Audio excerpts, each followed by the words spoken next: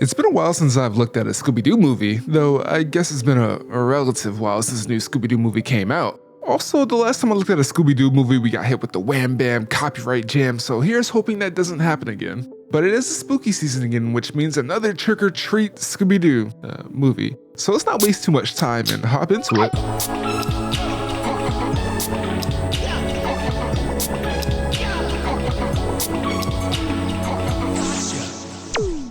This one was written by Audie Harrison, who worked on Uncle Grandpa most notably, and I can't fully remember if that show was good or not, so we'll see how things go. The thing that stands out immediately in this movie is the animation. It's very different from the other movies, and it's honestly not that bad. The movement is fluid, which is cool, but there are times where it feels a little cheap. The look of the monsters were great, and I like the effects on them. There were also times where the animation felt a lot like Ren and Stimpy or something. Like, there was even a gross out part like Ren and Stimpy. If the animation is anything, it's interesting, and I'm digging it. The movie starts with the usual Scooby-Doo shenanigans with Scooby and Shaggy being chased by a monster. They're able to stop her, and it's revealed to be, well, no one cares. Not even the Scooby gang. They're more concerned with the actual material of the costume. And an interesting twist on the Scooby-Doo formula, they've realized that the costumes they dealt with in the past, all being fun callbacks to the original show, are of the same material and in fact made by the same person. They track it down to a costume maker named Coco Diablo and set out to stop her. Immediately, you already know what the deal is when they show her. Like, she's animated so smoothly, it's very, sensual. You just knew when the game was gonna fall for her with the way she was moving, and it was most likely gonna be Velma. So, yeah. After some trickery, the gang exposes Coco Diablo and sends her off to prison, effectively ending their battle against do-batters. Mostly because those people don't have any access to borderline supernatural costumes anymore, so they have to resort to normal crimes, which is probably outside the realm of what the Scooby-Doo crew can handle. What is interesting is that when Fred introduces each of the group, he isn't able to say what Daphne does. Not only that, Daphne doesn't even know what she does. This makes this completely removed from the other recent movies where she became more of the fighter of the group. Not saying it's a bad thing to be separated from those movies, but it does kind of suck that we're back to the jokes and character development that comes with Daphne being, quote, useless. But I do like it more than cheerleader Fred from the 13th Ghost movie, so there's that. Anyway, the fact that they don't have any real mysteries to deal with is highlighted by the intro. Straight up, the intro was amazing. This is the best one in all of the recent movies, and I mean that. It could be its own little short, and I bet it would have had high praise. The animation is in full force here, especially when they save that cat, and the whole thing is very humorous. The song that plays is extremely nostalgic, and it all comes together to feel like a tasteful blend of the old and new.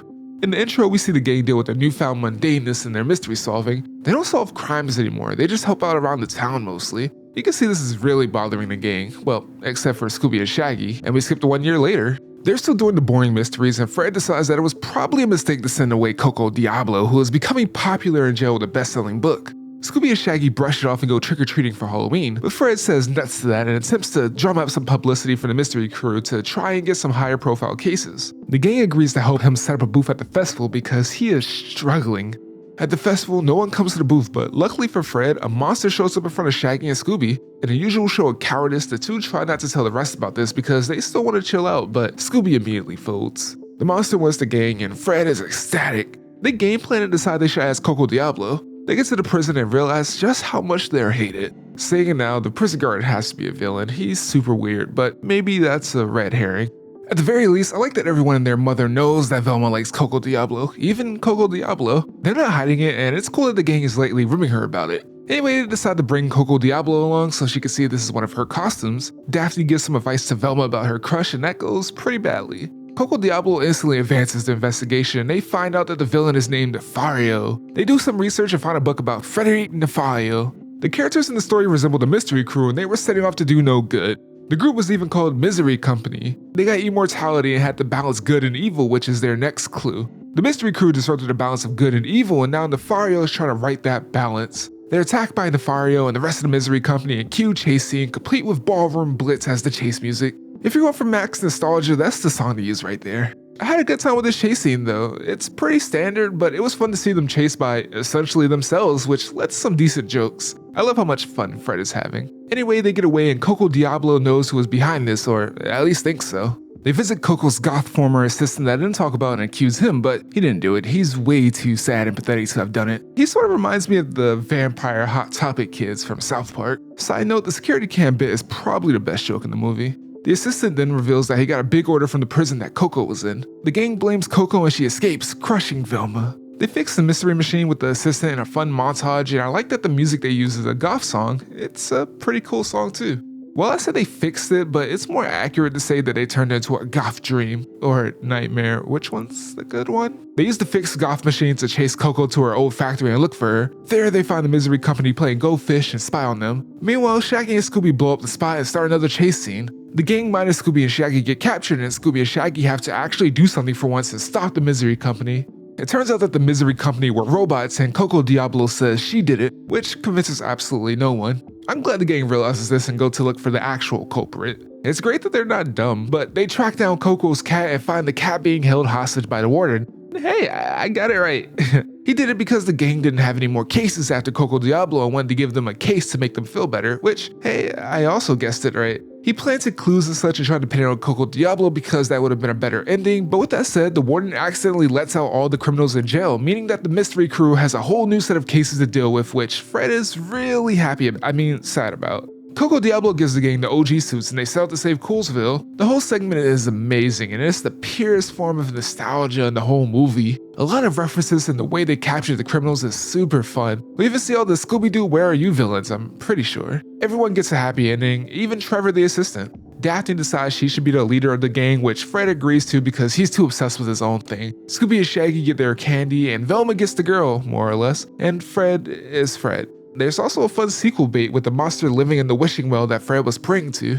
And that's the movie. And you know what? I really liked it, which is probably the first time I said that about the recent Scooby-Doo movies. It's a legitimately good movie and funnier than I expected. Maybe it's because I had low expectations going in that I have such high praise for it. And only time will tell, I guess. Just about everything worked for me in this movie. The animation was fun to look at and it got better as the movie went on. It served the jokes well and that's all you can ask for really. If it wasn't digital, I think it could have really stood out even more, but I know that's the industry nowadays. It's fine. The backgrounds were nice to look at and the painted aesthetic was super cool. This was notable with Coco Diablo's lair especially. The music was great with the two original songs being super good as well. They had an aesthetic they were going for and they nailed it. The writing was solid, and if you were paying attention, you could figure out the villain and it didn't feel cheap. I said it a bunch of times, but the jokes are funny and a lot of it was through the character interactions and their delivery.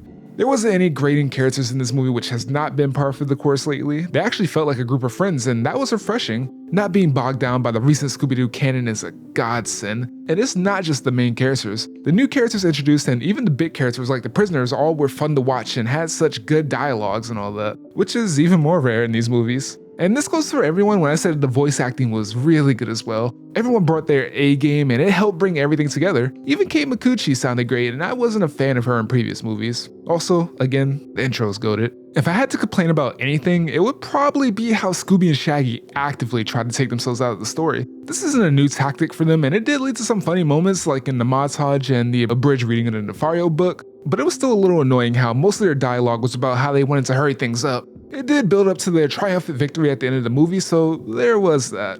In that same vein, it kinda sucked how most of Velma's time was devoted to having a crush, but that's better than skeptical Velma, so I'll take what I can get. Coco Diablo was a fun character and a nice foil to the group, and it doesn't matter at all that Velma has a crush on her. It was fine and I don't see the problem with it. It sucks how it'll probably taint the water of discussing this movie because that's all people want to talk about when this is a really fun movie. But don't just take my word for it, check out the movie yourself. I recommend it wholeheartedly. Also, I'll end the video there. What do you think of the movie? Let me know in the comments. I read them all. Yes, even yours. And if you like the video and subscribe if you want to see more from us. Oh, also, we have a Patreon if you want to support us even more because you love us so much, right? Right? Alright, before you go getting a minimum wage job because you beat your main villain, have a good day. And an even gooder day to our patrons. The 20th Century Boy, Mr. Steezy, Dusty, Kira, Cozy K, and Jake the Ape.